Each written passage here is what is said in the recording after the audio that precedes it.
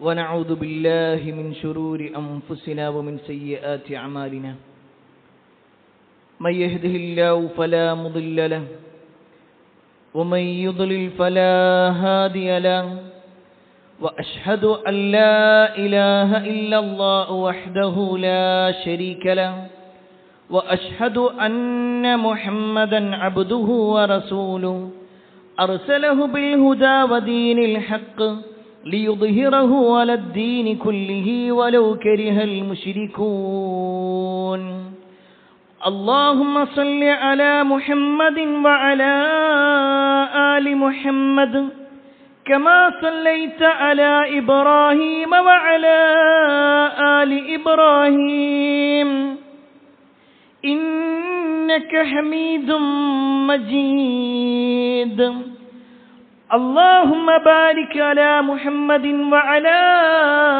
آل محمد كما باركت على إبراهيم وعلى آل إبراهيم إنك حميد مجيد يا أيها الذين آمنوا اتقوا الله حق تقاته ولا تموتن إلا وأنتم مسلمون أما بعد فإن خير الحديث كتاب الله وخير الهدي هدي محمد صلى الله عليه وسلم وشر الأمور محدثاتها وكل محدثة بدعة وكل بدعة ضلالة وكل ضلالة في النار أعوذ بالله من الشيطان الرجيم بسم الله الرحمن الرحيم وإذ قال لقمان لابنه وهو يعظه يا بني لا تشرك بالله إن الشرك لظلم عظيم يا أيها الناس أوصيكم وإياي أولا بتقوى الله ഏറെ സ്നേഹധനീയരായ സത്യവിശ്വാസികളെ, സഹോദരന്മാരെ, സഹോദരിമാരെ, രക്ഷിതാക്കളെ, അള്ളാഹുവിൻ്റെ വിധിവിലക്കൽ അനുസരിച്ചുകൊണ്ടും പ്രവാചകൻ സല്ലല്ലാഹു അലൈഹി വസല്ലമയുടെ ജീവിതചര്യ പിൻപറ്റിക്കൊണ്ടും ജീവിക്കണമേ എന്ന് ആദ്യമായി എന്നോടും തുടർന്ന് നിങ്ങൾ ഓരോരുത്തരോടും ഉണർത്തുകയാണ്, വസീയത്ത് ചെയ്യുകയാണ്. സമ്മാനങ്ങളും പാരിതോഷികങ്ങളും എല്ലാവരും ഇഷ്ടപ്പെടാറുണ്ട്, ആഗ്രഹിക്കാറുണ്ട്. പലപ്പോഴും ഇഷ്ടം പ്രകടിപ്പിക്കാനായി പരസ്പരം നൽകുന്നതാണ് സമ്മാനങ്ങൾ. സമ്മാനങ്ങൾ നൽകുന്നത് ഒരു നല്ല കാര്യമായും വ്യക്തിബന്ധങ്ങൾ നന്നാക്കുവാനും പരസ്പരം ഇഷ്ടമുണ്ടാകുവാനും കാരണമായി തീരും എന്നും നബി സല്ലല്ലാഹു അലൈഹി വസല്ലം പഠിപ്പിച്ചതായി കാണുവാൻ സാധിക്കും. തഹാജൗ, നിങ്ങൾ പരസ്പരം സമ്മാനങ്ങൾ കൊടുക്കണം. തഹാബു, എന്നാൽ നിങ്ങൾക്കിടയിൽ പരസ്പരം സ്നേഹമുണ്ടാകും. ഇത് പ്രവാചകൻ സല്ലല്ലാഹു അലൈഹി വസല്ലം പറയുക മാത്രമല്ല, റസൂലുള്ളാഹി സ്വല്ലല്ലാഹു അലൈഹി വസല്ലമയുടെ അടുക്കിലേക്ക് വന്ന പലർക്കും പ്രവാചകനാൽ കഴിയുന്ന രൂപത്തിലുള്ള സമ്മാനങ്ങളൊക്കെ നബി സല്ലല്ലാഹു അലൈഹി വസല്ലമ നൽകാറുണ്ടായിരുന്നു. ഇനി റസൂലുള്ളാഹി സ്വല്ലല്ലാഹു അലൈഹി വസല്ലമക്ക് തിരിച്ചും സ്വഹാബിമാർ പല നിലക്കുമുള്ള സമ്മാനങ്ങളും കൊടുത്തിട്ടുണ്ട്. എന്നാൽ നമ്മൾ പ്രവാചകൻ സല്ലല്ലാഹു അലൈഹി വസല്ലമയുടെ ജീവിതം പരിശോധിക്കുമ്പോൾ നബി സല്ലല്ലാഹു അലൈഹി വസല്ലമക്ക് ലഭിച്ച ഏറ്റവും വലിയ സമ്മാനം ഏതായിരുന്നു? റസൂലുള്ളാഹി സ്വല്ലല്ലാഹു അലൈഹി വസല്ലമക്ക് ഏറ്റവും അമൂല്യമായി ലഭിച്ചിട്ടുള്ള സമ്മാനം ഏത് ദിവസമായിരുന്നു കിട്ടിയത്? അതിനെക്കുറിച്ച് നബി സല്ലല്ലാഹു അലൈഹി വസല്ലമ തന്നെ നമ്മെ അറിയിക്കുന്നുണ്ട്. പ്രവാചകൻ സല്ലല്ലാഹു അലൈഹി വസല്ലമയുടെ മക്ക കാലഘട്ടം, ഏകദേശം ആ മക്ക കാലഘട്ടത്തിന്റെ അവസാനത്തോടടുത്ത സമയം നബി സല്ലല്ലാഹു അലൈഹി വസല്ലമയുടെ ഭാര്യയായിരുന്ന ഖദീജ റളിയല്ലാഹു അൻഹ മരണപ്പെട്ടു. നബി സല്ലല്ലാഹു അലൈഹി വസല്ലമക്ക് താങ്ങും തണലുമായി നിന്നിരുന്ന അബൂ ത്വാലിബും മരണപ്പെട്ടു. പിന്നീട് റസൂലുള്ളാഹി സ്വല്ലല്ലാഹു അലൈഹി വസല്ലമ ഏറെ പ്രയാസപ്പെട്ടുകൊണ്ടിരിക്കുന്ന സമയത്ത് ഒരു ദിവസം രാത്രി റസൂലുള്ളാഹി സ്വല്ലല്ലാഹു അലൈഹി വസല്ലമയുടെ അടുക്കലേക്ക് ജിബ്രീൽ അലൈഹിസ്സലാം വരികയാണ്. ജിബ്രീൽ അലൈഹിസ്സലാമിന്റെ കൂടെ വേറെയും ചില മലക്കുകൾ ഉണ്ടായിരുന്നു. ജിബ്രീൽ അലൈഹിസ്സലാം വന്നുകൊണ്ട് നബി സല്ലല്ലാഹു അലൈഹി വസല്ലമയുടെ നെഞ്ച് പിളർന്ന് പ്രവാചകൻ സല്ലല്ലാഹു അലൈഹി വസല്ലമയുടെ ഹൃദയം കഴുകി. അത് കഴിഞ്ഞ് അതിന്റെ കാര്യങ്ങളെല്ലാം നിർവഹിച്ചതിന് ശേഷം ജിബ്രീൽ അലൈഹിസ്സലാമിൻ വീണ്ടും പോയി ബുറാഖ് എന്ന് പറയുന്ന ഒരു വാഹനവുമായിട്ട് വരികയാണ്. ഒരുപക്ഷെ ഈ വാചകം പറഞ്ഞപ്പോൾ തന്നെ നമുക്ക് ചരിത്രം മനസ്സിലായിട്ടുണ്ടാകും. പ്രവാചകൻ സല്ലല്ലാഹു അലൈഹി വസല്ലമയെ ഒരു യാത്രക്ക് വേണ്ടിയിട്ടുള്ള തയ്യാറെടുപ്പ് നടത്തുകയാണ്. വിശുദ്ധ ഖുർആൻ 17-ാം അധ്യായം സൂറത്തു ഇസ്രാഇന്റെ തുടക്കത്തിലൂടെ അല്ലാഹു സുബ്ഹാനഹു വ തആല അത് നമ്മെ അറിയിക്കുകയും ചെയ്യുന്നുണ്ട്. സുബ്ഹാനല്ലദീ അസ്റാ ബിഅബ്ദിഹി ലൈലൻ മിനൽ മസ്ജിദിൽ ഹറാം ഇലൽ മസ്ജിദിൽ അഖ്സല്ലദീ ബാറക്നാ ഹൗലഹു ലിനുരിയഹു മിൻ ആയാതിനാ. ഈ ആയത്ത് പഠിപ്പിക്കുന്നത് തന്നെ നബി സല്ലല്ലാഹു അലൈഹി വസല്ലമയുടെ ജീവിതത്തിലെ ഏറ്റവും സുപ്രധാനമായ ഒരു യാത്രയുമായി ബന്ധപ്പെട്ടുകൊണ്ടാണ്. മക്കയിലുള്ള മസ്ജിദുൽ ഹറമിന്റെ പരിസരത്ത് നിന്ന് ഫലസ്തീനിലുള്ള മസ്ജിദുൽ അഖ്സായിലേക്ക് നബി സല്ലല്ലാഹു അലൈഹി വസല്ലമയെ അല്ലാഹു കൊണ്ടുപോയി. അതിനാണ് ഇസ്രാ എന്ന് പറയുന്നത്. അത് കഴിഞ്ഞ് പിന്നെ അവിടെ നിന്നും 7 ആകാശങ്ങൾക്കപ്പുറത്തേക്ക് കൊണ്ടുപോയി. ആ ആകാശ ലോകത്ത് വെച്ചിട്ട് അല്ലാഹു നൽകിയ സമ്മാനങ്ങളുണ്ട്. കേവലം ഒരു സമ്മാനമല്ല, നബി സല്ലല്ലാഹു അലൈഹി വസല്ലമ തന്നെ പറഞ്ഞു 3 സമ്മാനങ്ങൾ നബി സല്ലല്ലാഹു അലൈഹി വസല്ലമക്ക് അല്ലാഹു സുബ്ഹാനഹു വ തആല ആകാശ ലോകത്ത് വെച്ച് നൽകുകയുണ്ടായി.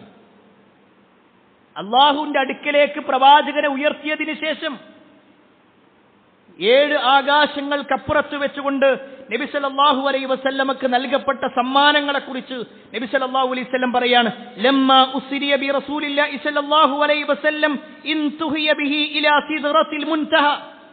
നബി സല്ലല്ലാഹു അലൈഹി വസല്ലമ തന്റെ യാത്രയെക്കുറിച്ച് പറയുകയാണ്. ആ രാപ്രയാണം ചെയ്ത സമയം മിഅ്റാജ് യാത്രയിൽ പ്രവാചകൻ സല്ലല്ലാഹു അലൈഹി വസല്ലം സിദ്റത്തുൽ മുൻതഹയുടെ ഭാഗത്തേക്കെത്തി. അങ്ങേ അറ്റത്തുള്ള ഇലന്തമരം എന്നാണ് അതിന്റെ അർത്ഥം. ആ ഒരു ഭാഗത്തേക്ക് എത്തിയതിനു ശേഷം അല്ലാഹു സുബ്ഹാനഹു വ തആല നബി സല്ലല്ലാഹു അലൈഹി വസല്ലമക്ക് നൽകി വഉഅതിയ റസൂലുള്ളാഹി സല്ലല്ലാഹു അലൈഹി വസല്ലമ 3. നബി സല്ലല്ലാഹു അലൈഹി വസല്ലം പറയാണ്, എനിക്ക് അല്ലാഹു 3 സമ്മാനങ്ങൾ നൽകുകയുണ്ടായി. പ്രിയപ്പെട്ടവരെ, ഏതാണ് ആ 3 സമ്മാനങ്ങൾ? അത് കേവലം നബി സല്ലല്ലാഹു അലൈഹി വസല്ലമക്ക് മാത്രമുള്ള സമ്മാനങ്ങളാണോ? അതല്ല, ആ പ്രവാചകന്റെ ഉമ്മത്ത് എന്ന് അവകാശപ്പെടുന്ന നമുക്ക് കൂടിയുള്ളതാണോ? ഇൻഷാ അല്ലാഹ് ഇന്നത്തെ ഖുത്ബയിലൂടെ ആ ഒരു 3 സമ്മാനങ്ങളെ കുറിച്ച് സൂചിപ്പിക്കാനാണ് ഉദ്ദേശിക്കുന്നത്. അതിൽ ഒന്നാമത്തെ സമ്മാനം നബി സല്ലല്ലാഹു അലൈഹി വസല്ലമ പറഞ്ഞു, ഉഅതിയസ് സ്വലവാത്തിൽ ഖംസ്. എനിക്ക് 5 വഖത്ത് നമസ്കാരം നിർബന്ധമാക്കപ്പെട്ടു. നബി സല്ലല്ലാഹു അലൈഹി വസല്ലമക്ക് തുടക്കത്തിൽ 50 വഖ്തായിരുന്നു. എന്നാൽ പിന്നീട് അത് ചുരുക്കപ്പെട്ട് 5 വഖ്തായി. അത് നിർബന്ധമാക്കപ്പെട്ട ഉടനെ തന്നെ അല്ലാഹു സുബ്ഹാനഹു വ തആല ഒരു പ്രഖ്യാപനം നടത്തി. 5 വഖ്താണ് നിസ്കാരമുള്ളത്, പക്ഷേ അത് 50ന്റെ മേനിയാണ്. 5 വഖ്ത് നിർവഹിച്ചാലും 50 വഖ്തിന്റെ പ്രതിഫലം അയാൾക്കുണ്ട് എന്ന ഒരു ആശയം കൂടി പഠിപ്പിക്കപ്പെട്ടു. പ്രിയപ്പെട്ടവരെ, നമസ്കാരത്തിനെ സംബന്ധിച്ചിടത്തോളം നമുക്കെല്ലാവർക്കും അറിയാം, നമ്മളെല്ലാം നിർവഹിക്കുന്നവരാണ്, അതിന്റെ പ്രാധാന്യം ഉൾക്കൊള്ളുന്നവരാണ്. എങ്കിലും സൂചിപ്പിക്കട്ടെ, ഇന്നത്തെ മുസ്ലിം ഉമ്മത്തിനെ നമ്മൾ പരിശോധിച്ചു നോക്കിക്കഴിഞ്ഞാൽ നിസ്കാരത്തിന്റെ വിഷയത്തിൽ പല തട്ടിലാണ് ആളുകളുള്ളത്. തീരെ നമസ്കരിക്കാത്ത ആളുകൾ ഒരു ഭാഗത്തും, ചില ആളുകളാവട്ടെ പെരുന്നാൾ നിസ്കാരവും അതുപോലെ തന്നെ ജുമുഅ നമസ്കാരവും നിർവഹിക്കും. അത് മറ്റൊരു കാറ്റഗറി. ഇനി വേറെ ചില ആളുകളാവട്ടെ ആളുകൾക്കനുസരിച്ചുകൊണ്ട് നിസ്കരിക്കും. കൂടെയുള്ളവൻ നിസ്കരിക്കാൻ പോവില്ലേ എന്ന് ചോദിച്ചാൽ എന്നാ പോവാം.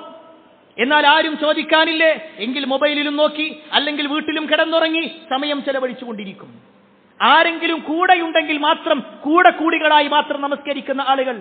വേറെ ചില ആളുകളാവട്ടെ നമസ്കാരത്തിന്റെ കാര്യത്തിൽ 5 വക്ത് നമസ്കരിക്കും, പക്ഷേ അത് വീട്ടിൽ വെച്ചായിരിക്കുമെന്ന് മാത്രം. ജമാഅത്തിന് പ്രാധാന്യം കൊടുക്കാത്ത ആളുകൾ. ഇങ്ങനെ നമ്മൾ പരിശോധിച്ച് നോക്കിക്കഴിഞ്ഞാൽ ഒട്ടേറെ കാറ്റഗറിയിൽപ്പെട്ട ആളുകളെ നമുക്ക് കാണുവാൻ സാധിക്കും. ഈ ഉമ്മത്തിൽപ്പെട്ട ആളുകൾ അല്ല, ഞാനും നിങ്ങളുമാകുന്ന ആളുകൾ. നമ്മുടെ ജീവിതം പരിശോധിച്ചോളി. എന്താണ് ശരിക്കും ഇസ്ലാമിൽ നിസ്കാരത്തിന്റെ പ്രാധാന്യം? എന്താ? നബി സല്ലല്ലാഹു അലൈഹി വസല്ലമ 5 സ്തംഭങ്ങളെ എണ്ണി. ഒരാളുടെ ഇസ്ലാം എന്ന് പറഞ്ഞാൽ 5 കാര്യങ്ങളിലാണ്. ബുനിയൽ ഇസ്ലാമു അലാ 5, 5 കാര്യങ്ങളിലാണ് ഇസ്ലാം നിർമ്മിക്കപ്പെട്ടിട്ടുള്ളത്. അതിലേതെങ്കിലും ഒന്ന് ഒരാൾ നഷ്ടപ്പെടുത്തുകയാണെങ്കിൽ പിന്നെ അവർ ഇസ്ലാമില്ല.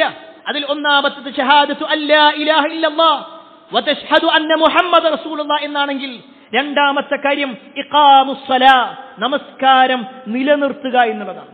നിസ്കരിക്കുക എന്നല്ല, ഖുർആനിൽ നിങ്ങൾ നിസ്കരിക്കണേ എന്നല്ല, നിസ്കാരം നിലനിർത്തണേ എന്നാണ്. അവിടെ പ്രിയപ്പെട്ടവരെ ഗൗരവമുണ്ട്. ചില ആളുകളുണ്ട്, ഒരു പ്രസംഗം കേൾക്കുമ്പോൾ ആവേശം കൊണ്ട് നിസ്കാരം തുടങ്ങും. 1, 2, 3 ദിവസങ്ങളൊക്കെ മുന്നോട്ട് പോകും. പിന്നെ ഏതെങ്കിലും ഒരു നിസ്കാരം നിന്നാൽ ഇനിയിപ്പോൾ എന്തായാലും ഇനി അടുത്തൊരു തവണ തുടങ്ങാം. അതിന്റെ ഒരു കണ്ടിന്യൂഷൻ കിട്ടാത്ത ആളുകൾ, തുടർച്ച കിട്ടാത്ത ആളുകൾ. വേറെ ചില ആളുകളാവട്ടെ പറയുന്നത് തന്നെ നിസ്കാരത്തിന്റെ വിഷയം നമ്മൾ നോക്കിക്കഴിഞ്ഞാൽ എന്തായാലും ഇത്ര കാലം 10-40 കൊല്ലം നിസ്കാരമില്ലാതെ പോയില്ലേ, ഇനിയിപ്പോ ഞാൻ നിസ്കരിച്ചിട്ടും കാര്യമൊന്നുമില്ല, അതുകൊണ്ട് നിസ്കാരം തൽക്കാലം അവിടെ നിൽക്കട്ടെ. വേറെ ചില ആളുകളാവട്ടെ എനിക്കതിന് മാത്രം പ്രായമൊന്നുമായിട്ടില്ല, എനിക്ക് വലിയ പ്രായമൊന്നുമില്ല, എനിക്കിനിയും അവസരങ്ങളുണ്ടാകും, അതുകൊണ്ട് ഞാൻ കുറച്ച് കഴിഞ്ഞിട്ട് എനിക്ക് നിസ്കാരം തുടങ്ങണം. വേറെ ചില ആളുകളാവട്ടെ വിവാഹം ആലോചിക്കാൻ തുടങ്ങുമ്പോഴാണ് അവൻ നിസ്കാരത്തിന്റെ കാര്യം ശ്രദ്ധിക്കുക. കാരണം അന്വേഷണം വരുന്ന സമയത്ത് സ്വാഭാവികമായിട്ടും ഏതൊരു ആളുടെ വിഷയത്തിലും കുറച്ചൊക്കെ ദീനീബോധമുള്ള ഏതൊരു രക്ഷിതാവും അന്വേഷിക്കും, തന്റെ മകളെ ഏൽപ്പിച്ചു കൊടുക്കുന്നവൻ നിസ്കരിക്കുന്നവനാണോ അല്ലേ എന്നുള്ളത്. അല്ലേ? എങ്കിൽ പ്രിയപ്പെട്ടവരെ, ഇങ്ങനെ ജനങ്ങൾക്കനുസരിച്ചു കൊണ്ടാണോ നമ്മൾ നിസ്കരിക്കേണ്ടത്? അവരുടെ തൃപ്തിക്കനുസരിച്ചാണോ നിസ്കരിക്കേണ്ടത്?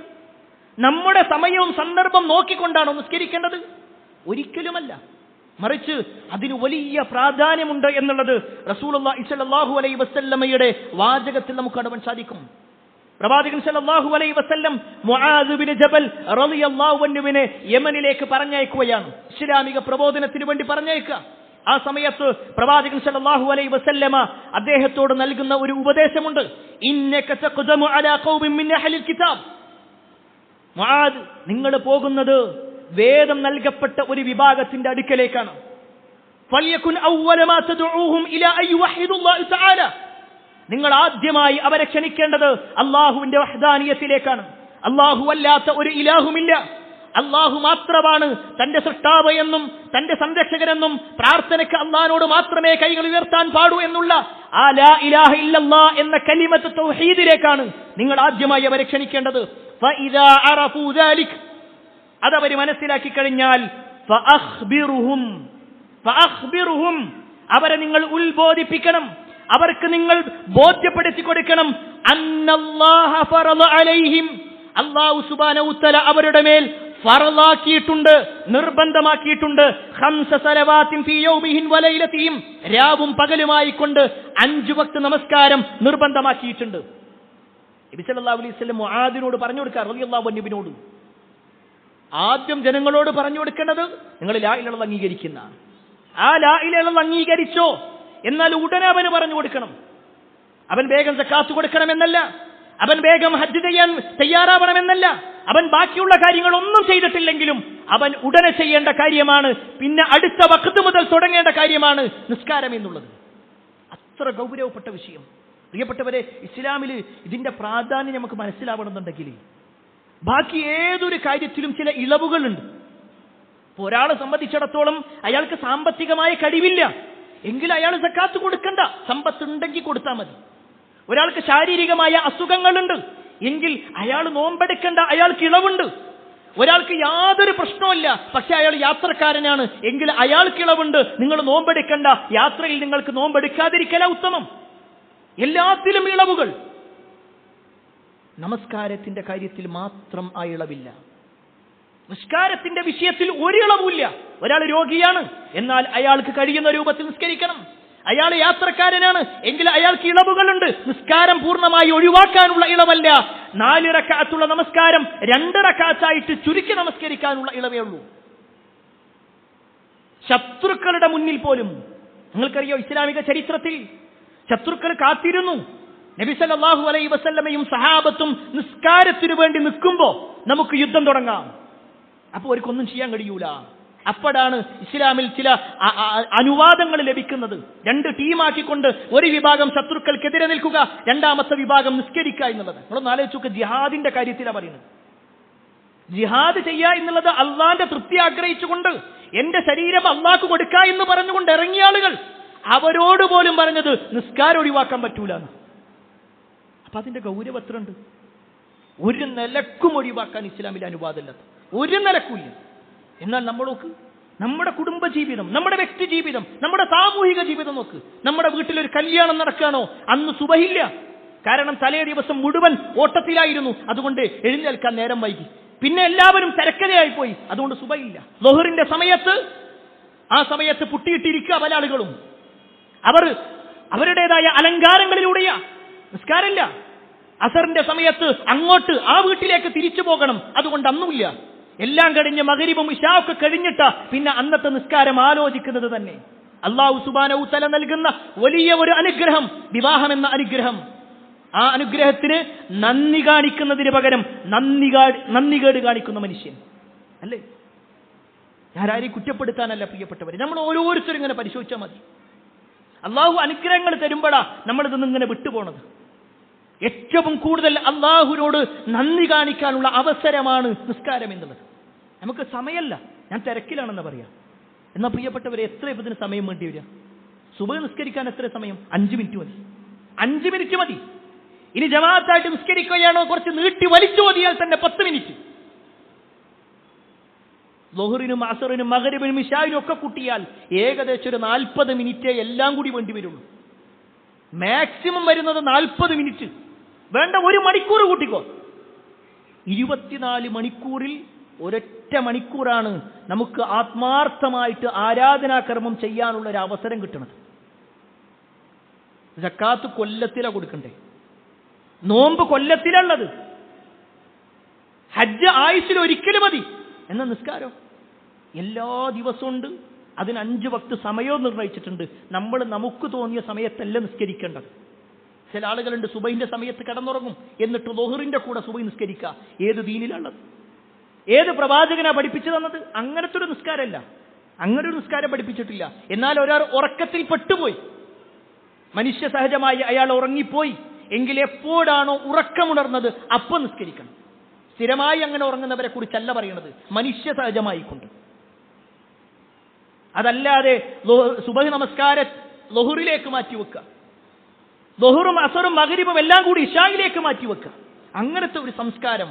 അങ്ങനെ നബി സല്ലല്ലാഹു അലൈഹി വസല്ലമ ഒരു വഖത്ത് അത് 17 റക്അത്ത് എന്നല്ല പഠിപ്പിച്ചിരിക്കുന്നത്, 5 വഖത്ത് അതിൽ 17 റക്അത്ത് അതാ പഠിപ്പിക്കപ്പെട്ടിട്ടുള്ളത്. പ്രിയപ്പെട്ടവരെ, നമ്മൾ പരിശോധിക്കണം. നമ്മളൊരു മുസ്ലിമാണെന്ന് അവകാശപ്പെടുന്നതിന്റെ ഏറ്റവും ഒന്നാമത്തെ ഐഡന്റിറ്റിയാണ് നിസ്കാരം എന്നുള്ളത്. അത് റസൂലുള്ളാഹി സ്വല്ലല്ലാഹു അലൈഹി വസല്ലമ തന്നെ പറഞ്ഞു.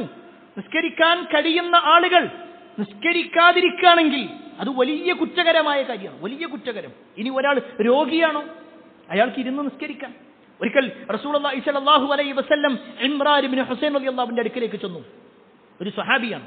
അദ്ദേഹത്തിനാകട്ടെ, അദ്ദേഹം പറയാണ്, ഫകാനത് ബി ബവാസീർ, അദ്ദേഹത്തിന് മൂലക്കുരുവിന്റെ അസുഖം ഉണ്ടായിരുന്നു.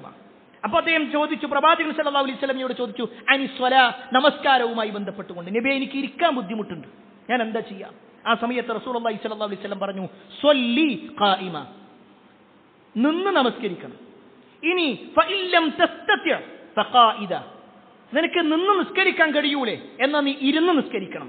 ഫഇല്ലം തസ്തതി, ഇരിക്കാനും നിനക്ക് കഴിയൂലേ, ഫഅലാ ജംബിൻ, നീ ഒരു ഭാഗത്തേക്ക് ചെരിഞ്ഞ് നിസ്കരിക്കുക, ചെരിഞ്ഞു കിടക്കുക. ചെരിഞ്ഞു കിടന്നിട്ട് അങ്ങനെയാണോ നിനക്ക് നിസ്കരിക്കാൻ പറ്റണത്, എന്ന് അങ്ങനെ ചെയ്താൽ മതി. അവിടെ ഇസ്ലാമിൽ ഇളവില്ല.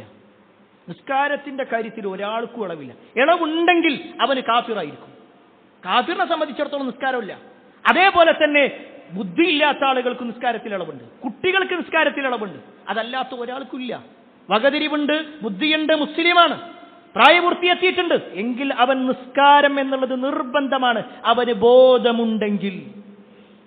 ഞാൻ ഇത്രയും വൈകാരികമായിട്ട് ഇത് പറയാനുള്ള കാരണം, നിസാരവൽക്കരിച്ചു കൊണ്ടിരിക്കുന്ന ആളുകളുടെ എണ്ണം കൂടിക്കൊണ്ടിരിക്കുന്നുണ്ട് ഈ വിഷയത്തിൽ. ഒരു പക്ഷേ അതൊന്നും വലിയ പ്രശ്നമല്ല എന്ന ഒരു തോന്നൽ ആർക്കെങ്കിലും ഉണ്ടെങ്കിൽ നബി സല്ലല്ലാഹു അലൈഹി വസല്ലമയുടെ ഹദീസ് കേട്ടോ, ഇന്ന ബൈന റജുലി വബൈന ശിർകി വൽ കുഫർ തർക്കു സലാ. ഒരു മുസ്ലിമിന്റെയും കാഫിറിന്റെയും ഇടയിലുള്ള വ്യത്യാസം, ഒരു മുസ്ലിമിന്റെയും മുശ്രിക്കിന്റെയും ഇടയിലുള്ള വ്യത്യാസം തർക്കു സലാ, നമസ്കാരം ഉപേക്ഷിക്കലാണ്. നിസ്കാരം ഉപേക്ഷിക്കുന്നവനാണോ ഓന് പിന്നെ ദീനിൽ സ്ഥാനമില്ല. ഈ ഒരു ഹദീസിനെ വെച്ചുകൊണ്ട് പണ്ഡിതന്മാർ പറയുന്നുണ്ട്, ഒരു വഖത്ത് മനഃപൂർവ്വം നിർവഹിച്ചാൽ പോലും ഒരു പക്ഷേ അവൻ കാഫിറായി മാറും, മനഃപൂർവ്വം ചെയ്താൽ.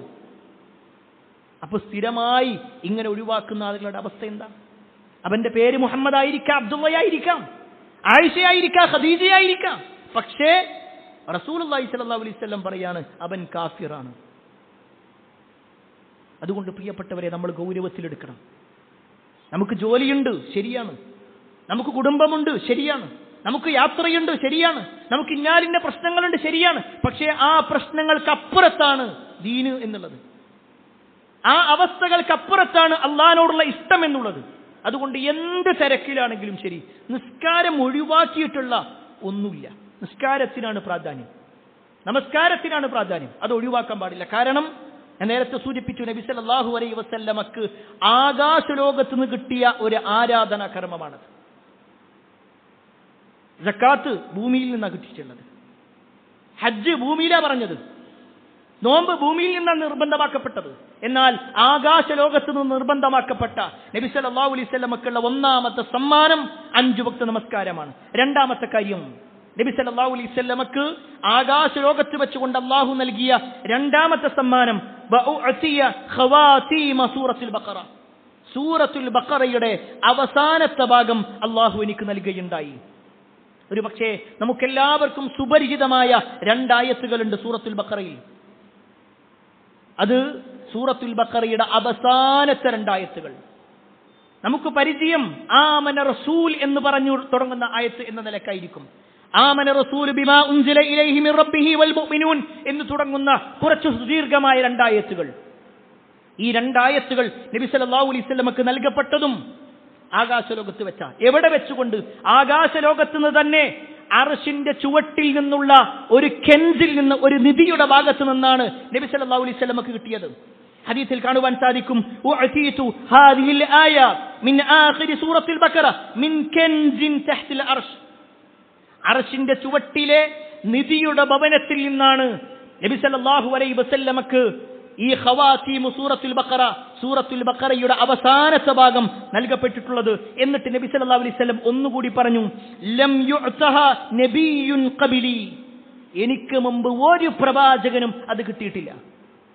നബി സല്ലല്ലാഹു അലൈഹി വസല്ലമക്ക് മാത്രമാക്കി അല്ലാഹു നൽകിയ ഒരു പ്രത്യേക സമ്മാനം. അത് നബി സല്ലല്ലാഹു അലൈഹി വസല്ലമക്ക് കിട്ടി, നബി സല്ലല്ലാഹു അലൈഹി വസല്ലമയുടെ ഉമ്മത്തിനും ലഭിച്ചു. എന്താണ് ഈ ഉമ്മത്തിനെ സംബന്ധിച്ചിടത്തോളം ഈ 2 ആയത്തുകളുടെ പ്രത്യേകത? ഈ 2 ആയത്തുകൾ ഒരു വീട്ടിൽ പാരായണം ചെയ്യുന്നുണ്ടെങ്കിൽ ആ വീട്ടിൽ പിന്നെ പിശാച് പ്രവേശിക്കുകയില്ല. റസൂലുള്ളാഹി സ്വല്ലല്ലാഹു അലൈഹി വസല്ലം കൃത്യമായി കൊണ്ടുപറഞ്ഞു, ഇന്നല്ലാഹ കതബ കിതാബൻ ഖബല അൻ യഖ്ലുഖ അസ്സമാവാതി വൽ അർദ് ബിഅൽഫി ആമിൻ. ആകാശലോകങ്ങൾ സൃഷ്ടിക്കുന്നതിന്റെ, ആകാശഭൂമികൾ സൃഷ്ടിക്കുന്നതിന്റെ 2000 വർഷങ്ങൾക്ക് മുമ്പ് അല്ലാഹു സുബ്ഹാനഹു വ തആല തന്റെ ഗ്രന്ഥത്തിൽ രേഖപ്പെടുത്തുകയുണ്ടായി, അൻസല മിൻഹു ആയതൈൻ ഖതമ ബിഹിമാ സൂറത്തുൽ ബഖറ. അതിൽ നിന്ന് അല്ലാഹു സുബ്ഹാനഹു വ തആല 2 ആയത്തുകൾ പ്രത്യേകമായിട്ട് തെരഞ്ഞെടുത്തു. എന്നിട്ട് സൂറത്തുൽ ബഖറയുടെ അവസാനത്തിലായിട്ട് അത് നൽകുകയും ചെയ്തു. എന്നിട്ട് റസൂലുള്ളാഹി സ്വല്ലല്ലാഹു അലൈഹി വസല്ലം പറയാണ്, വലാ യുഖ്റആനി ഫീ ദാരി 3 ലയാലിൻ ഫയഖ്റബുഹാ ശൈത്താനുൻ. ഒരു വീട്ടിൽ 3 ദിവസം തുടർച്ചയായി ആ 2 ആയത്തുകൾ ആര് പാരായണം ചെയ്യുന്നുണ്ടോ ആ വീട്ടിൽ പിന്നെ പിശാച് പ്രവേശിക്കുന്നതല്ല. ആരാണ് പറയുന്നത്? മുഹമ്മദ് മുസ്തഫ സല്ലല്ലാഹു അലൈഹി വസല്ലം. നബി സല്ലല്ലാഹു അലൈഹി വസല്ലം പറയാണ്, ആ വീട്ടിൽ പിന്നെ പിശാചിന് പ്രവേശനം ഉണ്ടാവില്ല. നമ്മളിത് കേൾക്കുമ്പോൾ വിചാരിക്കും ഒരുപാട് ആയത്തുണ്ട്. ഇല്ല, വെറും 2 ആയത്ത്, 2 ആയത്ത്, മാക്സിമം ഒരു 10 വരികൾ ഉണ്ടാകും. പ്രിയപ്പെട്ടവരെ, നമ്മൾ മനഃപ്പാടമാക്കണം. അതിൽ ധാരാളമായ പ്രാർത്ഥനകളുണ്ട്. ആ പ്രാർത്ഥനകൾ വെച്ചുകൊണ്ട് ഒരാൾ കാര്യം ചോദിച്ചാൽ അയാൾക്ക് ഉത്തരമുണ്ട് എന്ന് ഹദീസിൽ കാണുവാൻ സാധിക്കും. ഒരുപാട് റബ്ബന റബ്ബന റബ്ബന ധാരാളമായി കൊണ്ടുള്ള പ്രാർത്ഥനകളുണ്ട്. ആ പ്രാർത്ഥനകളൊക്കെ നമ്മൾ നിർവഹിക്കണം. അതുമാത്രമല്ല, രാത്രി കിടക്കുന്നതിന് മുമ്പ് ഈ 2 ആയത്തുകൾ പാരായണം ചെയ്താൽ കഫതാഹു, അതവന് മതിയായതാണ്. ആരാണോ കിടക്കുന്നതിന് മുമ്പ് ഈ 2 ആയത്തുകൾ പാരായണം ചെയ്യുന്നത്, അവനെ സംബന്ധിച്ചിടത്തോളം കഫതാഹു, അതവന് മതി. അവന്റെ പിന്നീട് അങ്ങോട്ടുള്ള സമയത്തിൽ പൈശാചികമായ സുരക്ഷ എന്ന നിലക്കും അവന്റെ നമസ്കാരത്തിലുള്ള പൂർത്തീകരണം എന്ന നിലക്കും ഒരുപാട് കാര്യങ്ങൾ ആ കഫതാഹു എന്ന പ്രയോഗത്തിന് പണ്ഡിതന്മാർ വിശദീകരിച്ചത് കാണുവാൻ സാധിക്കും. എത്ര സമയം വേണ്ടി വരും? നമ്മൾ രാത്രി കിടക്കുന്ന സമയത്ത് ആദ്യം ഫോൺ കയ്യിൽ പിടിച്ചുകൊണ്ടാ കിടക്കുന്നു.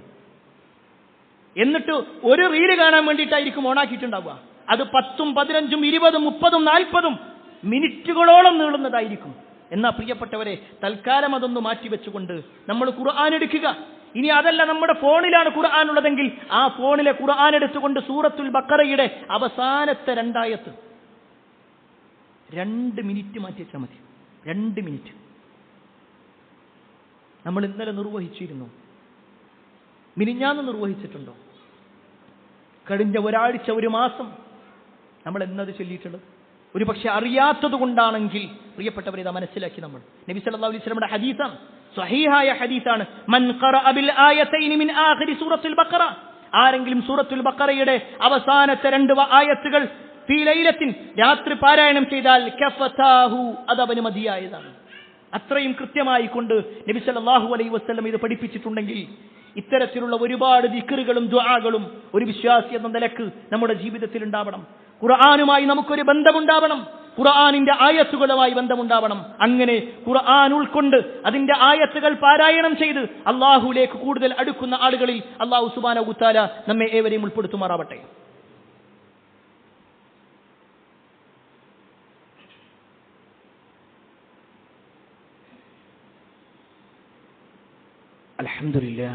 അൽഹംദുലില്ലാഹി റബ്ബിൽ ആലമീൻ, വസ്സലാത്തു വസ്സലാമു അലാ റസൂലില്ലാഹ് വഅലാ ആലിഹി വഅസ്ഹാബിഹി അജ്മഈൻ, അമ്മാ ബഅദ്. പ്രിയപ്പെട്ട സഹോദരങ്ങളെ, സത്യവിശ്വാസികളെ, അള്ളാഹുവിൻ്റെ വിധിവിലക്കലനുസരിച്ചുകൊണ്ടും പ്രവാചകൻ സല്ലല്ലാഹു അലൈഹി വസല്ലമയുടെ ജീവിതചര്യ പിൻപറ്റിക്കൊണ്ടും ജീവിക്കണമെന്ന് ഒരിക്കൽ കൂടി എന്നോടെന്ന പോലെ നിങ്ങൾ ഓരോരുത്തരോടും ഉണർത്തുകയാണ്, വസിയ്യത്ത് ചെയ്യുകയാണ്.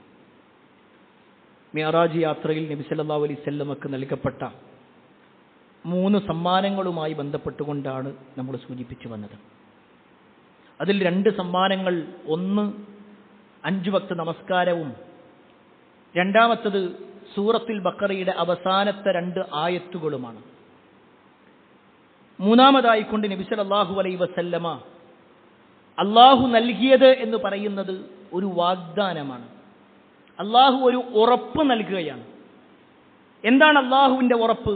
വഗുഫിറ ലിമൻ ലം യുശ്രിക് ബില്ലാഹി മിൻ ഉമ്മത്തിഹി ശൈഅ അൽ മുഖ്ഹിമാത്ത്.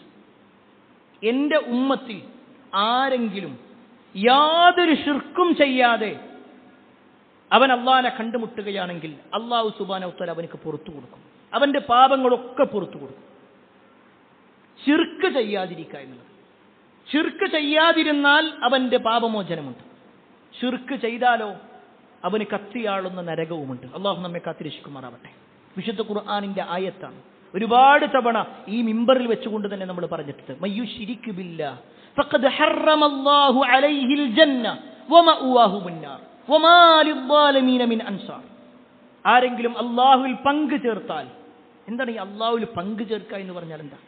2 അള്ള ഉണ്ട് എന്ന് പറയല് മാത്രമല്ല ശിർക്ക്. 2 അള്ള ഉണ്ട് എന്ന് പറയല് മാത്രമല്ല, അള്ളാഹുവിന്റെ ഏതെങ്കിലും ഒരു കാര്യം, അള്ളാഹുവിന്റെ പേരോ അള്ളാഹുവിന്റെ ദാത്തിലോ അള്ളാഹുവിന്റെ സിഫാത്തിലോ അള്ളാഹുവിന്റെ അഫ്ആലിലോ അള്ളാഹുവിന്റെ പ്രവർത്തനങ്ങളിലോ എന്തിലെങ്കിലും വേറെ ഒരാൾക്ക് എന്തെങ്കിലും ഉണ്ട് എന്നൊരാൾ വിശ്വസിച്ചാൽ അതാണ് ശിർക്ക് എന്ന് പറഞ്ഞാൽ. 2 അള്ള ഉണ്ട് എന്ന് പറയല് മാത്രമല്ല, അള്ളാഹിന്റെ ഇന്ന കഴിവ് ഇന്ന ആൾക്കുണ്ട്. അള്ളാഹുവിന്റെ കഴിവിൽപ്പെട്ടതാണ് അള്ളാഹു എല്ലാം അറിയുന്നവരാണ്. അൽ അലീം എന്നുള്ളത് അള്ളാഹുവാണ്. വേറെ ഏതെങ്കിലും ഒരാളെ ചൂണ്ടിക്കൊണ്ട് നമ്മൾ പറയാണ് അയാൾക്കും എല്ലാം അറിയും എന്നാണെങ്കിൽ അതിനാണ് ശിർക്ക് എന്ന് പറയാം. അള്ളാഹു സുബ്ഹാനഹു വ തആല പ്രാർത്ഥനയ്ക്ക് ഉത്തരം നൽകുന്നവരാണ് എന്നത് അള്ളാഹിന്റെ പ്രത്യേകതയാണ്. അത് വേറെ ആർക്കെങ്കിലും ഇന്ന ആൾക്കും പ്രാർത്ഥനയ്ക്ക് ഉത്തരം ചെയ്യാൻ കഴിയും എന്ന വിശ്വാസം, അതാണ് ശിർക്ക്. അതിനാണ് ശിർക്ക് എന്ന് പറയും. അതുകൊണ്ട് ഒരു വിശ്വാസിയെ സംബന്ധിച്ചിടത്തോളം ഇത് പൂർണ്ണമായി കൊണ്ട് ഇത്തരത്തിലുള്ള കാര്യങ്ങളിൽ വിട്ടുനിൽക്കുക വേണം. ശിർക്കിന്റെ കാര്യത്തിൽ എന്തു വന്നാലും ശരി. ഈ വിഷയം സൂചിപ്പിക്കുമ്പോൾ ഇന്ന് നമ്മുടെ സമൂഹത്തിൽ പലപ്പോഴും ശിർക്കിലേക്ക് ഈ സമൂഹത്തെ കൊണ്ടുപോകാൻ ആളുകൾ നോക്കിക്കൊണ്ടേയിരിക്കുന്നുണ്ട്. ചിലപ്പോഴെങ്കിലും ദുർബലതയുള്ള ഈമാനുള്ള ആളുകൾ അവരതിൽ പെട്ടുപോകാറുണ്ട്. അത് ഉമ്മാന്റെ തൃപ്തിക്ക് വേണ്ടിയിട്ടല്ലേ, വാപ്പാന്റെ തൃപ്തിക്ക് വേണ്ടിയിട്ടല്ലേ, ഓരെല്ലാവരും കൂടി നിർബന്ധിച്ചപ്പോഴാണ് ഞാനത് ചെയ്തത്. എല്ലാവരും കൂടി വല്ലാതെ കുടുംബക്കാരെല്ലാവരും ഒറ്റക്കെട്ടായി പറഞ്ഞപ്പോ ഞാനത് അനുസരിച്ചു എന്നൊക്കെയാണ് പ്രിയപ്പെട്ടവരെ നമുക്ക് പറയാനുള്ളതെങ്കിൽ നമ്മൾ പരിശോധിക്കേണ്ടത് നമ്മുടെ മുൻഗാമികളുടെ ജീവിതമാണ്. ദീനിന്റെ കാര്യത്തിൽ പിന്നെ ഒരു ഇളവും അവർക്കുണ്ടാവില്ല. നിങ്ങൾക്കറിയുമോ മഹാനായ ഖാലിദ് ബിൻ സഈദ് റളിയല്ലാഹു അൻഹുവിനെ? ഖാലിദ് ബിൻ വലീദ് അല്ല, ഖാലിദ് ബിൻ സഈദ്. ഒരു കാലത്ത് ഇസ്ലാമിനെതിരായിരുന്നു ഖാലിദ്. ഒരു ദിവസം ഖാലിദ് ഒരു സ്വപ്നം കാണും. ആ സ്വപ്നം ഖാലിദ് ഒരു വലിയ ഒരു കിടങ്ങിലേക്ക്, ഒരു തീക്കനലിലേക്ക് ഇങ്ങനെ ഖാലിദ് വീഴാൻ വേണ്ടി പോകുന്നു. അതിന്റെ ആ മലയുടെ ഭാഗത്തായിക്കൊണ്ട് നിൽക്കുകയാണ്.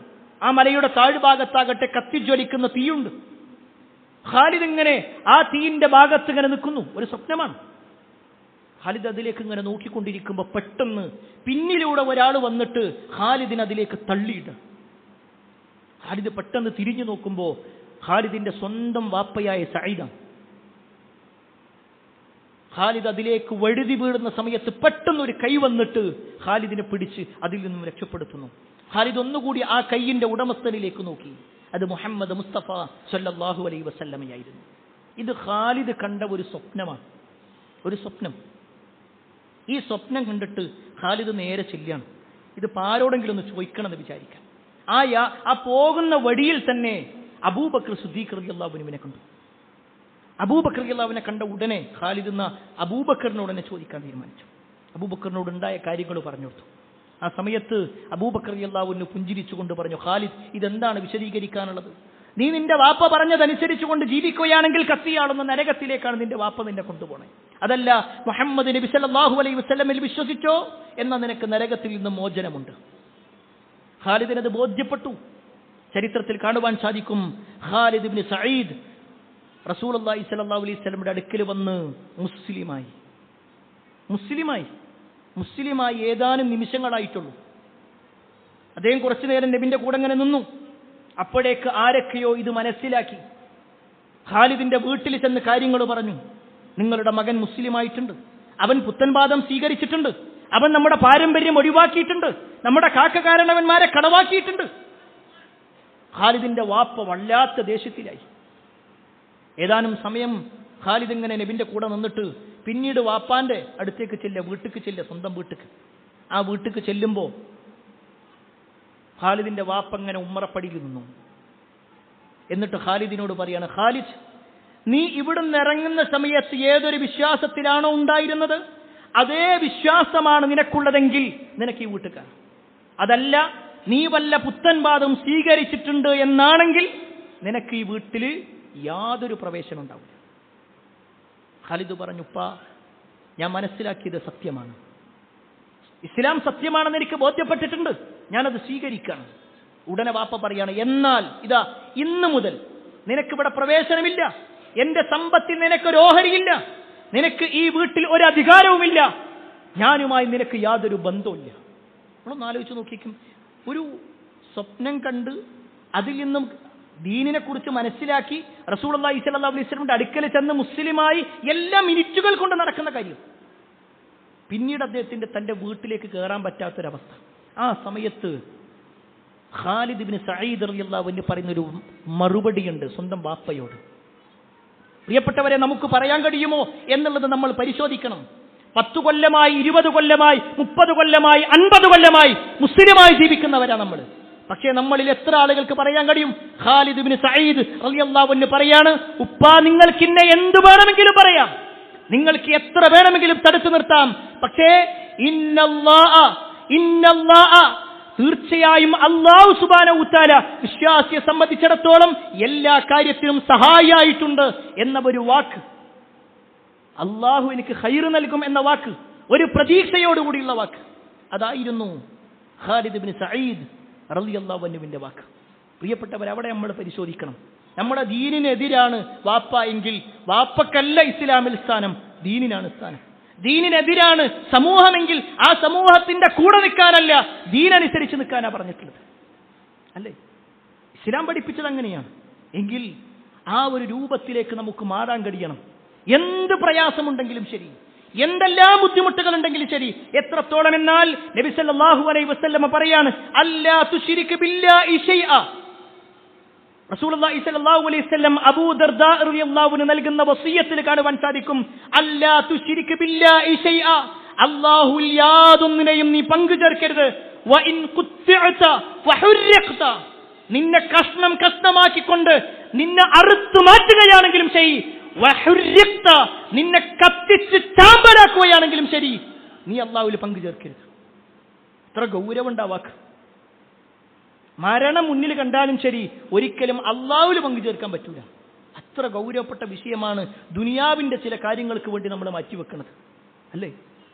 ദുനിയാവിന്റെ കാര്യം കിട്ടുമ്പോ അവിടെ നമ്മൾ ശിർക്ക് പ്രശ്നമല്ല, നമുക്ക് അവിടെ തൗഹീദ് പ്രശ്നമല്ല, അവിടെ ബിദ്അത്ത് പ്രശ്നമല്ല. കാരണം എന്താ? ദുനിയാവുമായിട്ടാണ് നമ്മൾ നോക്കുന്നത്. എന്നാൽ പ്രിയപ്പെട്ടവരെ, അബൂ ദർദാ റളിയല്ലാഹു അൻഹു കൊടുക്കുന്ന ഈ ഉപദേശം നബി സല്ലല്ലാഹു അലൈഹി വസല്ലമയുടേതാണെങ്കിൽ നബി സല്ലല്ലാഹു അലൈഹി വസല്ലം അത്രത്തോളം ഗൗരവം കൊടുത്തിട്ടുണ്ട് അതിന്. അത് കേവലം നബി സല്ലല്ലാഹു അലൈഹി വസല്ലം മാത്രമല്ല, നബി സല്ലല്ലാഹു അലൈഹി വസല്ലമക്ക് മുമ്പ് വന്ന പ്രവാചകന്മാരുടെ ചരിത്രം നോക്ക്. മഹാനായ സക്കരിയ നബി അലൈഹിസ്സലാം തന്റെ മകനായ യഹ്യ നബി അലൈഹിസ്സലാമിനെ വിളിച്ചുകൊണ്ട് ചില ഉപദേശങ്ങൾ കൊടുക്കുന്നുണ്ട്. ആ ഉപദേശത്തിൽ കാണുവാൻ സാധിക്കും, ഇന്നല്ലാഹ അമറനി ബിഖംസി കലിമാത്ത്, അല്ലാഹു സുബ്ഹാനഹു വതആല എന്നോട് 5 കാര്യങ്ങൾ കൽപ്പിച്ചിട്ടുണ്ട്. എന്നോട് കൽപ്പിച്ച 5 കാര്യങ്ങൾ ഞാൻ നിന്നോട് കൽപ്പിക്കുകയാണ്, നീ അത് ജനങ്ങൾക്കും പറഞ്ഞു കൊടുക്കണം എന്ന് പറഞ്ഞുകൊണ്ട് അദ്ദേഹം ഒന്നാമതായി കൊണ്ട് പറഞ്ഞ കാര്യം എന്താണെന്നറിയോ? അവ്വലുഹുന്ന അൻ തഅബുദുല്ലാഹ്, അതിൽ ഒന്നാമത്തെ കാര്യം നീ അല്ലാഹനെ മാത്രം ആരാധിക്കണം. വലാ തുശ്രികൂ ബിഹി ശൈആ, അവനിൽ ഒരാളെയും നീ പങ്കു ചേർക്കരുത്, അവനിൽ ഒരാളെയും നീ പങ്കു ചേർക്കരുത്. എന്നിട്ട് സക്കരിയ നബി അലൈഹിസ്സലാം പറയാണ്, വ ഇന്ന മസല മൻ അശ്റക ബില്ലാഹ്, ആരെങ്കിലും അല്ലാഹുവിൽ ശിർക്ക് വെക്കുന്നുണ്ടെങ്കിൽ, അല്ലാഹു അല്ലാത്തവരെ വിളിച്ച് പ്രാർത്ഥിക്കുന്നുണ്ടെങ്കിൽ, അല്ലാഹു അല്ലാത്തവരോട് സഹായം തേടുന്നുണ്ടെങ്കിൽ, അല്ലാഹു അല്ലാത്തവരോട് വല്ല ബന്ധവും ശിർക്കൻ ബന്ധങ്ങളും കാത്തു സൂക്ഷിക്കുന്നുണ്ടെങ്കിൽ, കമസലി റജുലിൻ, ഒരു മനുഷ്യനെ പോലെയാണ്, ഇസ്തറാ അബ്ദൻ മിൻ ഖാലിസിൻ മിൻ മാലിഹി ബിദഹബിൻ ഔ വരിഖിൻ, ഒരു മനുഷ്യൻ തന്റെ സമ്പത്തിൽ നിന്ന് വലിയ ഒരു ഭാഗം സ്വർണം എടുത്തുകൊണ്ട് അല്ലെങ്കിൽ വെള്ളി എടുത്തുകൊണ്ട് ഒരാളെ വിലക്ക് വാങ്ങി, ഒരു അടിമയെ വിലക്ക് വാങ്ങി. എന്നിട്ടോ ഫഖാല, എന്നിട്ട് ആ ഒരു അടിമയോട് പറയാണ്, ഹാദിഹി ദാരി, ഇതെന്റെ വീടാണ്, വഹാദാ അമലി, ഇത് എന്റെ അമലാണ് എന്നൊക്കെ പറഞ്ഞു. ഫഅമൽ, എന്നിട്ട് നീ ഇന്നാലിന്റെ കാര്യങ്ങളൊക്കെ ചെയ്യ് എന്ന് അയാൾക്ക് പറഞ്ഞു കൊടുക്കുകയും ചെയ്തു. സ്വർണവും വെള്ളിയൊക്കെ കൊടുത്തിട്ട് ഒരു അടിമയെ വാങ്ങുക, എന്നിട്ട് ആ അടിമനെ കൊണ്ടുവന്നിട്ട് ഈ യജമാനൻ പറയാണ്, ഇതിന്റെ വീടാണ്, ഇതെന്റെ അമലാണ്, ഇന്ന കാര്യങ്ങളൊക്കെയാണ് നീ ചെയ്യേണ്ടതെന്ന് പറഞ്ഞു കൊടുത്തു. അങ്ങനെ ഏൽപ്പിച്ചു കൊടുത്ത ആ അടിമ അവൻ പ്രവർത്തിക്കാണ് ആർക്ക് വേണ്ടി? മറ്റൊരു യജമാനന് വേണ്ടിയിട്ട്. അങ്ങനെ ഒരു അടിമയെക്കുറിച്ച് എന്താ നിങ്ങളുടെ അഭിപ്രായം? ഇതാണ് സക്കരിയ നബി അലൈഹിസ്സലാം യഹ്യ നബി അലൈഹിസ്സലാമിനോട് പറഞ്ഞു കൊടുക്കുന്നത്, ജനങ്ങളോട് പറയാൻ വേണ്ടി പറയണത്. ഇതാണ് റസൂലുള്ളാഹി സ്വല്ലല്ലാഹു അലൈഹി വസല്ലം നമുക്ക് പറഞ്ഞിരുന്നത്. പ്രിയപ്പെട്ടവരെ, എത്ര കൃത്യമാണ് ആ വാക്കുകൾ. ഈ ലോകം പടച്ചതാരാ? അല്ലാഹു സുബ്ഹാനഹു വ തആല. നമ്മളെ സൃഷ്ടിച്ചതാരാ? അല്ലാഹു സുബ്ഹാനഹു വ തആല. നമുക്ക് ജീവൻ നൽകിയതാരാ? അല്ലാഹു സുബ്ഹാനഹു വ തആല. ആരോട് വിളിക്കാനാ അല്ലാഹ് പറഞ്ഞത്? അല്ലാഹനെ വിളിക്കാനാ പറഞ്ഞത്. എന്നിട്ട് ജീവിതത്തിൽ എന്തെങ്കിലും പ്രയാസം വരുമ്പോഴേക്ക് അല്ലാഹു അല്ലാത്തവരുടെ പേര് നമ്മുടെ നാവിൽ വരുന്നുവെങ്കിൽ നമ്മൾ തന്നെയല്ലേ മുശ്രിക്ക്? അല്ലാഹു അല്ലാത്തവരുടെ പേര് വിളിക്കുക, അത് ബദരീങ്ങളെ എന്നാവാം, മുഹിദ്ദീൻ ഷെയ്ഖ് എന്നാവാം, ഏതെങ്കിലും ഒരു തങ്ങളുടെ പേരായിരിക്കാം, വലിയന്റെ പേരായിരിക്കാം. അവരൊക്കെ മോശമാണെന്നല്ല ആ പറഞ്ഞതിന്റെ അർത്ഥം. അവരൊക്കെ അള്ളാന്റെ അടുപ്പക്കാര് തന്നെയായിരിക്കാം. പക്ഷേ അള്ളാഹ് പറഞ്ഞതെന്താ? ഉദ്ഉനി, ഉദ്ഉനി, നിങ്ങൾ എന്നെ വിളിച്ചോ, അസ്തജിബ് ലക്കും, ഞാൻ നിങ്ങൾക്ക് ഉത്തരം തരാം. നിങ്ങൾ വിശുദ്ധ ഖുർആൻ പരിശോധിക്കും, അള്ളാഹ് കൃത്യമായിട്ട് പറയാണ്. എന്നാൽ പലപ്പോഴും പുരോഹിതന്മാർ ഈ വാചകങ്ങൾ ജനങ്ങളെ പഠിപ്പിക്കൂല. അവരുടെ കാര്യങ്ങൾ നിർവഹിക്കപ്പെടണമെങ്കിൽ പലപ്പോഴും ജനങ്ങൾ ശിർക്കിലേക്ക് പോകണം, ശിർക്കൻ വിശ്വാസങ്ങൾ കൊണ്ട് നടക്കണം. അപ്പോഴാണ് അവരുടെ വരുമാനങ്ങൾ നടക്കുന്നതെങ്കിൽ നിങ്ങൾ ഖുർആൻ പരിശോധിക്കുക. ഖുർആനിന്റെ ഒന്നാമത്തെ സൂറത്തുൽ ഫാത്തിഹ മുതൽ അവസാനത്തെ സൂറത്തുൻ നാസ് വരെ പരിശോധിക്കുക. അതിൽ അല്ലാഹുമ്മ റബ്ബനാ റബ്ബി എന്നിങ്ങനെ അള്ളാഹിനോടുള്ള പ്രാർത്ഥനയല്ലാതെ വേറെ ഒന്നും നമുക്ക് കാണാൻ കഴിയില്ല. ഇതാണ് പ്രിയപ്പെട്ടവരെ മുസ്ലിങ്ങൾക്കിടയിലുള്ള വലിയ ഒരു തർക്കവും. ഒരു വിഭാഗം പറയുന്നു അള്ളാഹനെ മാത്രമേ വിളിച്ചു പ്രാർത്ഥിക്കാൻ പാടുള്ളൂ. വേറൊരു വിഭാഗം അല്ലെങ്കിൽ വേറെ കുറെ വിഭാഗങ്ങൾ പറയുന്നു അള്ളാനെയും വിളിക്കുക, മറ്റുള്ളവരെയും വിളിക്കുക, നമ്മളൊക്കെ പല കാര്യങ്ങൾക്കും മുന്നേ ഇന്ന ആൾക്കാരൊക്കെ സഹായങ്ങൾ വേണം. അത് പ്രിയപ്പെട്ടവരെ ദീനല്ല. അല്ല, ലുഖ്മാൻ അലൈഹിസ്സലാം തന്റെ മകനോട് പറയുന്ന ഒരു വാചകം കൂടി ഓർമ്മപ്പെടുത്തട്ടെ. വഇദ് ഖാല ലുഖ്മാനു ലിഇബ്നി, ലുഖ്മാൻ തന്റെ മകനെ വിളിച്ചുകൊണ്ട് പറയാണ്, വഹുവ യഅദുഹു, ഒരു ഉപദേശമായി കൊണ്ട് നൽകുകയാണ്, യാ ബുനയ്യ ലാ തുശ്രിക് ബില്ലാഹ്, എന്റെ പൊന്നു മോനെ നീ അല്ലാഹുവിൽ പങ്കു ചേർക്കരുത് കേട്ടോ. തന്റെ കുട്ടിനെ വിളിച്ചിട്ടാ പറഞ്ഞു കൊടുക്കണത്. ഒരു കുട്ടിനോട് പോലും പറയണമെന്നാ പറഞ്ഞേ. നബി സല്ലല്ലാഹു അലൈഹി വസല്ലമ കുട്ടിയായിരിക്കുന്ന ഇബ്നു അബ്ബാസ് റളിയല്ലാഹു അൻഹുവിനോട് പറഞ്ഞു കൊടുത്തിട്ടുണ്ട് ഇതേപോലുള്ള ഉപദേശങ്ങൾ.